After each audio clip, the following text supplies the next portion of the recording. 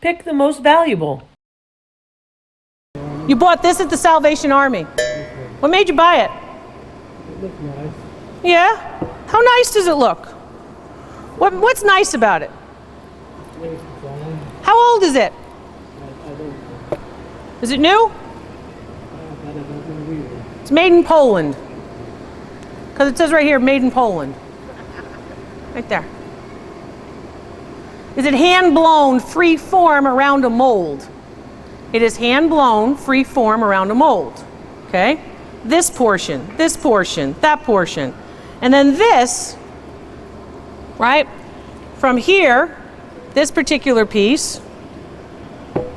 So the two pieces are molded, free form, in the furnace, right? And then put together, right?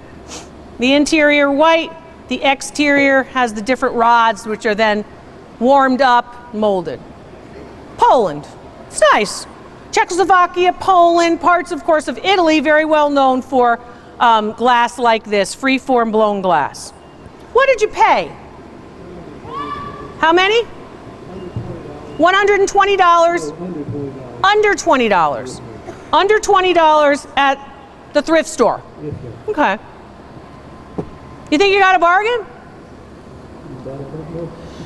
If you were in Gdansk, Poland today and you wanted to buy this piece or a piece like it from a glass manufacturing factory, if you're a tourist on a cruise ship, for example, in the Baltics, this particular piece would cost you about $175. And you got it for $20. Good deal. Good deal. Beautiful. It probably dates, of course, to the latter part of the 20th century. Would you trade it for this? You wouldn't? No, ma'am. He's like, no way, I don't want that little frou-frou girly thing. I don't need that. I want my Polish piece of glass, art glass in this particular case. No? To whom does this belong? How'd you acquire it?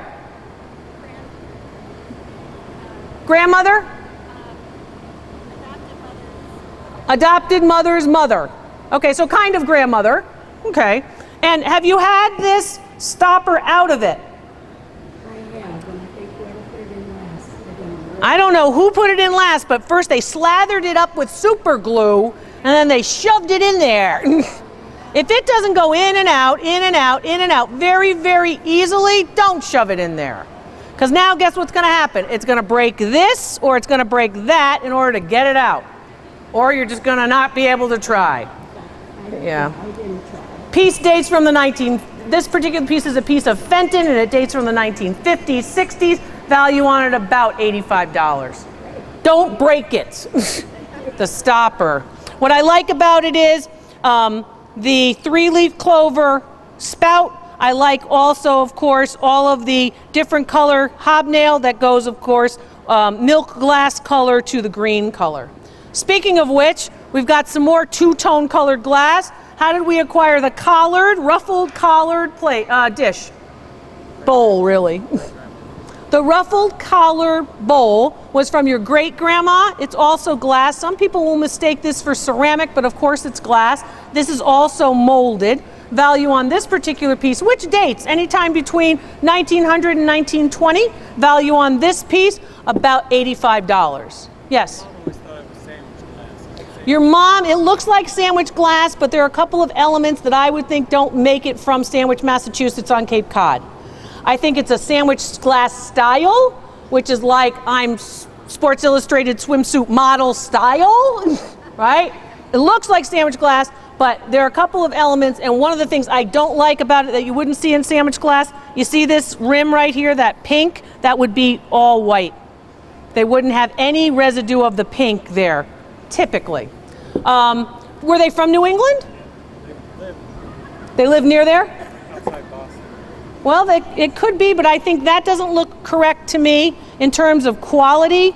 Now, it could have gotten through, right? Somebody didn't catch it, and this is also the same on the inside. Usually it's pink, pink, pink, and then the off-white only. That would be my question for it. My pleasure. And this piece, which is a glass window. Hang it to create a window. How did we acquire this? Grandma, do you hang it? You do. You've never had any trouble? with a picture behind it. You put a photograph here of maybe one of your kids, and then you hang it. This piece dates to about the 19-teens, 1920s. Very, very fragile. These particular elements here are sand painted, and then they're glazed over. Value on that piece is about $125. Very fragile. And then we've got this piece. Talking glass. How did we acquire this? Hi, your first name? Diane. Hi, Diane. How'd you acquire this? Don't know. No idea? Probably from my father. Probably from your father, handed down, or was it purchased? So he went out and bought it? Blown glass. Imagine a big bulb, a big ball of glass, blown glass. Turn, turn, turn, turn, turn. They hack off this side in the furnace, right? You've seen them blow glass. These are all the rods that start to melt down. If you touch it, it's got a texture to it. This particular piece dates to the 1950s in the manner of Murano glass. Value on this piece about $85. They're great pieces of glass. These particular pieces are pieces that we oftentimes will see at the World's Fairs. We'll see them at World's Fairs, we'll see them at expositions, we'll see them all over the United States. They are what are called ruby glass cut to clear. So they're ruby glass, the whole thing is red, then they cut away the clear portion, so ruby glass cut to clear. You can actually even see where it's cut away here. It doesn't always match right up. These are souvenir pieces, pieces that you'll see oftentimes as souvenir pieces. They inscribe mother or your first name, Rebecca, this other one is Rebecca, or you might actually see the date when it was acquired, and you see them from the 1904 World's Fair in St. Louis or the 1893 World's Fair in Chicago, or the like. So they could be cups for spoons, right? A spooner cup, where you're going to put all the spoons in the cup, or maybe it's going to be a little creamer like this particular little creamer, like this one, that you can put everything from cream, or maybe you're going to put syrup or molasses in it, something sugary typically.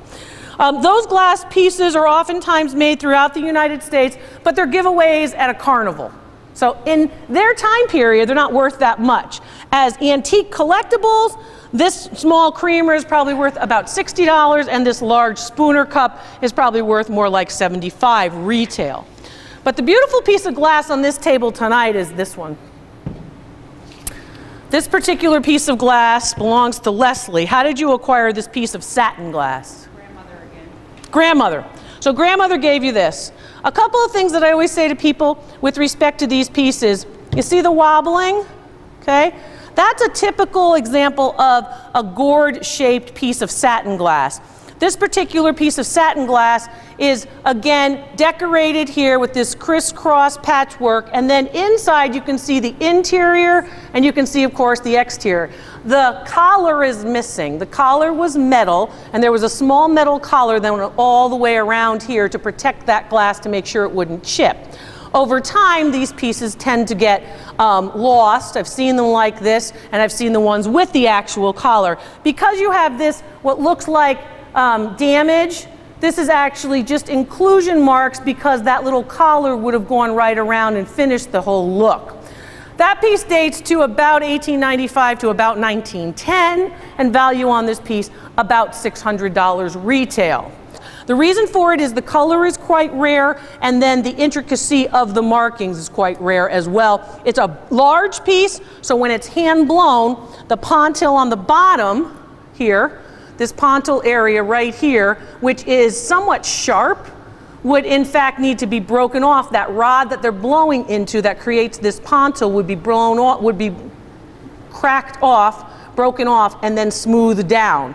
The fact that it's teetering a little bit is really indicative of the way in which the piece is shaped. But it's a beautiful organic form, and one which is very typical of what we would consider the early years of the 20th century. It's a wine decanter, okay? Wine decanters are nice. Is it crystal?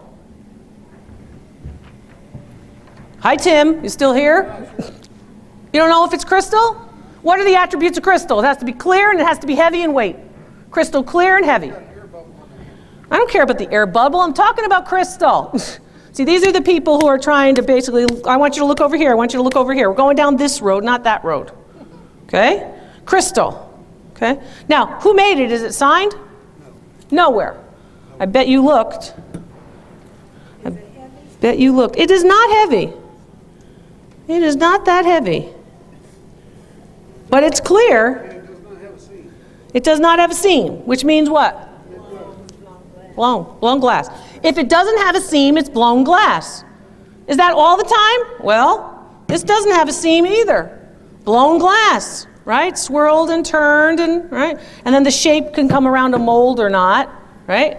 So this one's blown, and then this portion, which also doesn't have a seam, has to actually be molded and then fused together. Hot glass to hot glass, right? Same thing here. There's a bubble, there's basically a bulge, and then they come down like that.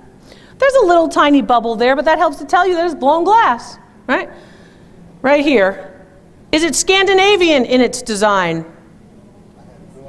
Okay, does it look like it's American? Does it look like it's German? Does it look like it's Danish? Let's do it a different way. This particular piece is bulbous here, and then it has a slender neck, right? And then it gets larger at the top again. So it's easy for wine decanting, right? Easy to pour off the wine. You'd want the wine to be sitting there, right? Allowed to open up. They talk all about wine has to open up. That's why a red wine will be in a bigger glass so the air can basically, so it can open up, right? Same thing that you're having here. It's got a chip here. This chip right here. Did you know that, Tim? Did you feel it? You close your eyes and you move your hand around the piece. Your hand will actually, your sense of touch will find that chip before your eye will. So you missed the chip. Are you disappointed? You should be very disappointed now that I found the chip, Tim. It's not good. It's a nice piece. It's Scandinavian design. It dates to the 1950s. Where'd you buy it and how much did you pay? $6 at an estate sale. Well, I don't know anybody who's making too much money on $6 selling that piece. Now that piece is damaged. It has a very, very minor chip here, but a chip is still a chip. I would put value on this piece around $90. Okay? Typically in good condition, this is a $250 decanter. Mid-century modern Danish made. Unfortunately, that chip really decreased value. Good though, good for you. $6 is still amazing. But the kitchen was like her place, and it had to be clean and it had to be pretty. Don't mess with mom's kitchen, you know. Flame glass was very popular because my mother was born in 1922. So many of your moms are probably a lot younger than mine. But basically, they call it sometimes amberina crackle glass or flame glass because it looks like a flame, right? This particular piece is very typical of the 1960s. Today, these are collectible, but in smaller sizes. So the large ones are not as desirable as the smaller ones. How'd you acquire it? Closing antique store, so you bought it. How long ago was this? Okay, so they charged you, according to this, $40 for it. Got it for about 20. You paid about retail. So it's, well, this was above retail. So they're charging you about double what it's really worth. It's worth 20 and you got it for 20. They were trying to get somebody to pay 40, but they're closing, so they marked everything down. This piece today is worth 20. The smaller ones are actually worth more. They're more desirable. How'd you acquire this? Also a 1960s era vase. In this case, a tulipery vase where you can put the stems right up against and they all stand up nice. Beth, how'd you acquire that one? Same thing? Yeah. Same place?